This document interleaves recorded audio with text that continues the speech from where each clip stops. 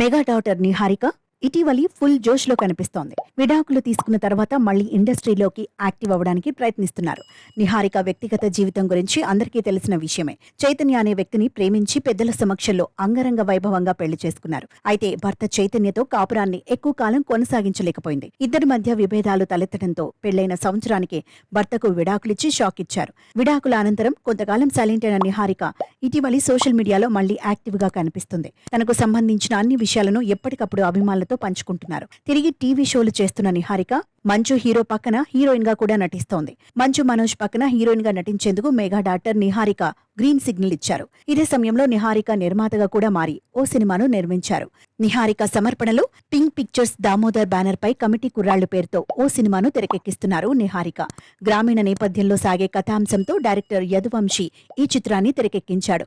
ఇందులో సాయి కుమార్, సందీప్ సరోజ్, యశ్వంత్, ఈశ్వర్ త్రినాథ్ ప్రధాన పాత్రలను పోషించారు. అనుదీప్ దేవ్ సంగీతం అందించారు. ప్రమోషన్స్ లో భాగంగా ఓ ఇంటర్వ్యూలో పాల్గొన్న నిహారిక తనకు ఇష్టమైన హీరో గురించి మాట్లాడుతూ కొన్ని ఇంట్రెస్టింగ్ కామెంట్స్ చేశారు. మెగా హీరోలు కాకుండా మీకు ఇష్టమైన హీరో ఎవరని యాంకర్ ప్రశ్నించగా ప్రభాస్ అని నిహారిక బదులిచ్చింది.